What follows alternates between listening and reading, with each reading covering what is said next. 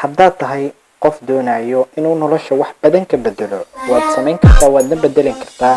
waa haddii ay ka tahay go'aan laakiin haddii aad ku qanacsan tahay mar walba meesha aad joogto ogaaw kama fogaanaysid hadafkaagii hore si aad u bedesho noloshaada waa inaad la timaadaa hadaf cusub haddaba waxaan mar walba idiin soo gudbinaa xikmado iyo dhiirigelin aad u cajiiba kuwaasoo taabanaya nolosha iyo dhammaan aadmiga qaabka uu isku maareeyo una maareeyo noloshiisa inoo bilaaba haddii maanta aysan ahayn maalintaada berrito waa maalintaada waxaa jira xilliyo kala duwan oo waqtiga uu ku ciilo laakiin ogaaw inay imaan doonto maalin aan midda aad hadda taagan tahay aan ahayn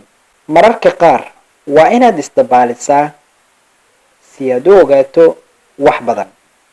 ma jiro wax ka xanuun badan inaad isdhiibto inta aadan isku dayin ka hor wax walba waxaa la rabaa inaad samayso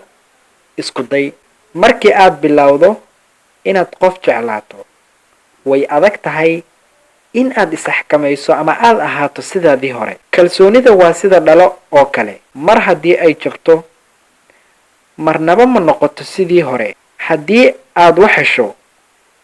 waxbaad weynaysaa haddii aad wax weysana waxbaad helaysaa sababtu waa maxay noloshu waa qabyo qof kasta qalad wuu galaa